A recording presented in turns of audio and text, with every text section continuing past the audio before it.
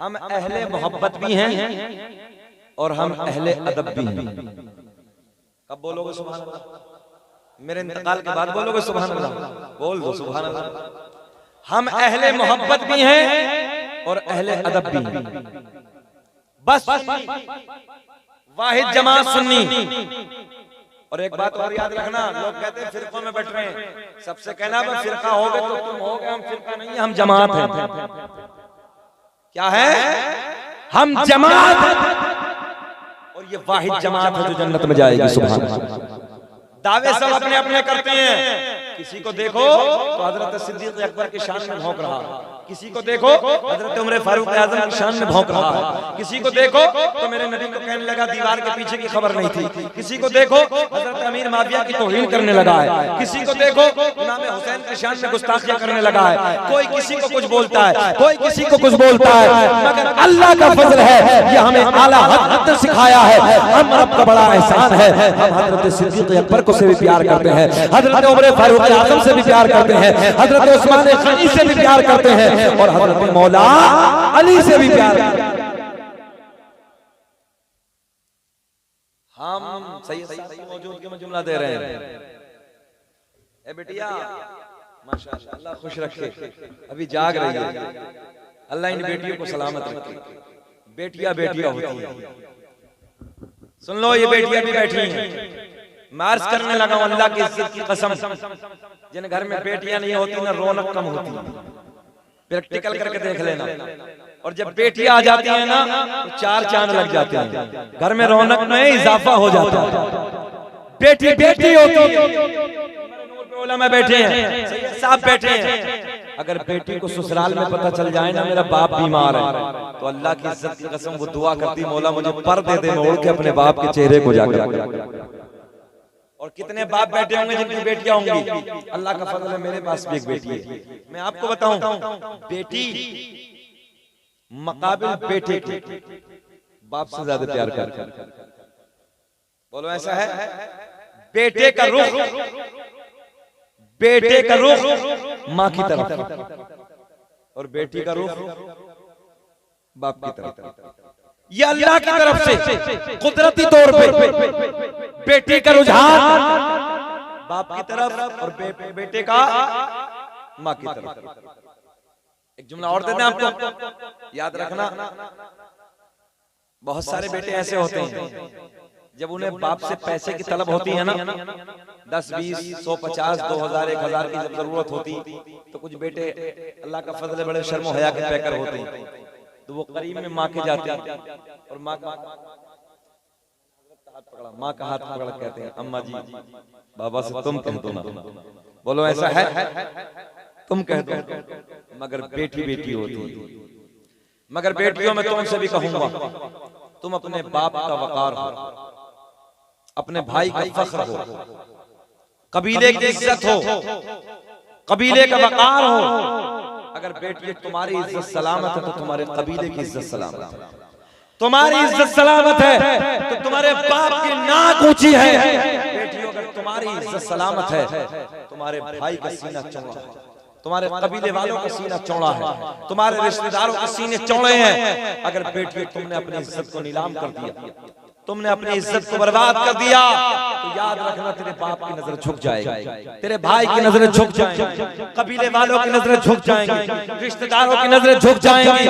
इसलिए मैं बेटियों से गुजारिश करूंगा, पुरफितन दौर है, हालात बदल गए हैं, मोबाइलों में ठक्कर लगा दो, अल्लाह के कुरान को सीने से लगा के कुरान की तिलावत करो। जब से बेटियों के हाथ में ये मोबाइल आए हैं, याद रखना घरों में गंदगियां पैदा, हालात बद से बद होते चले, हालात बिगड़ते चले जा रहे हैं। और कल कयामत में 3 लोगों से सवाल होगा। कितने लोगों से? 3 लोगों से। हदीस सही है, बुखारी शरीफ की हदीस। 3 लोगों से सवाल होगा। नंबर 1 बाप, नंबर 2 भाई, नंबर 3 शोहर।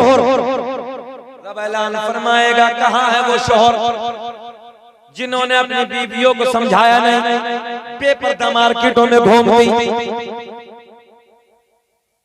बेशरम होने के बाद अपने जिंदगी को गुजारती। अल्लाह ऐलान फरमाएगा, बैठे पकड़ लो इन औरतों, रब ऐलान पकड़ो इन शोहरों को और मुंह के बल घसीटते हुए जहन्नम में डाल। कौन गया? शोहर गए। रब ऐलान फरमाएगा कहां है वो भाई जिनकी जवान बहनें बेपर्दा घूमती थी, मार्केटों में घूमती थी, आवारा घूमती थी। अल्लाह ऐलान फरमाएगा पकड़ो इन भाइयों को और मुंह के बल घसीटते हुए जहन्नम में डाल। भाई भी गए।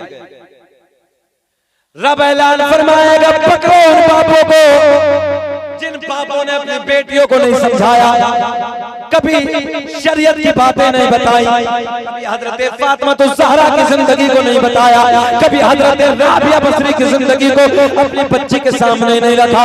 अल्लाह ऐलान फरमाएगा पकड़ो इन बापों को, पकड़ के मुंह के बल घसीटते हुए जहन्नम में फेंक।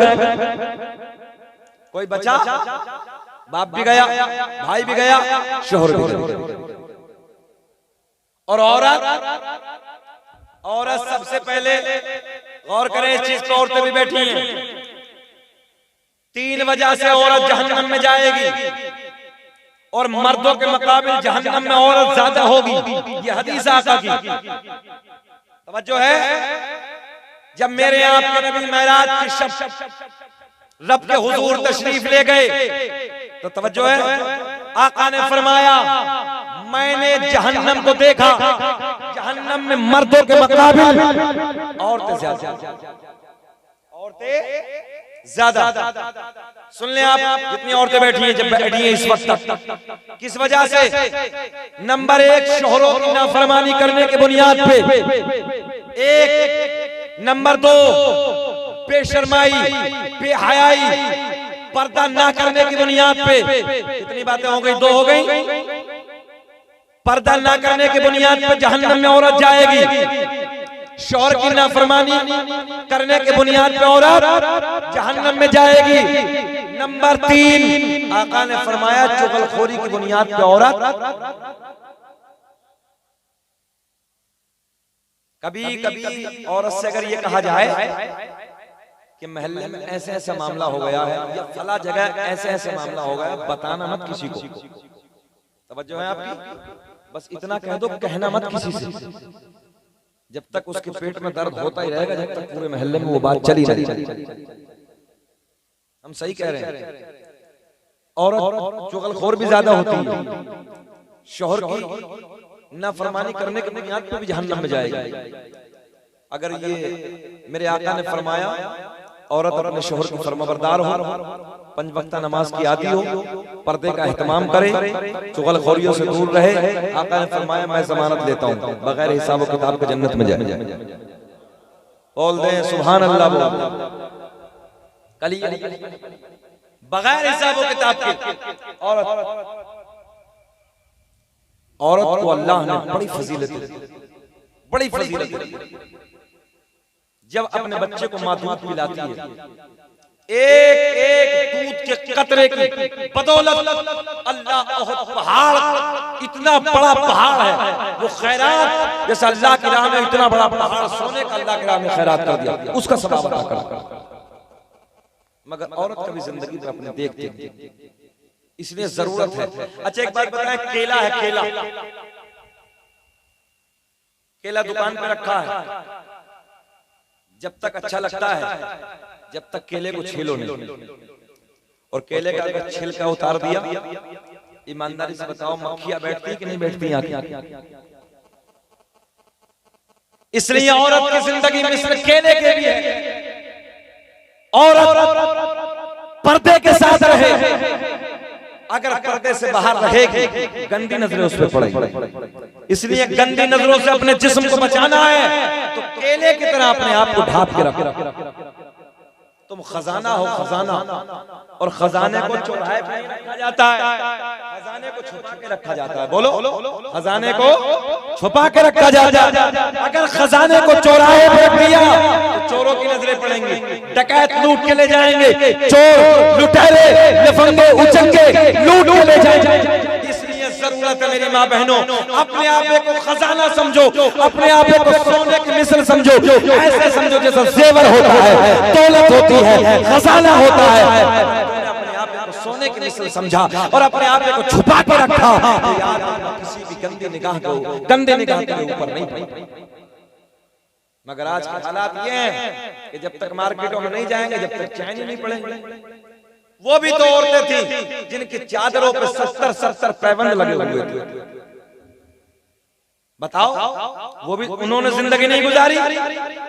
शोहर अगर 10 जोड़ी कपड़े भी ला दे तो इसे जब तक चैन नहीं मिलती मार्केट में, जब तक चैन नहीं मिलती, जब तक मार्केट में खुद अपने हाथ से न लेके आए।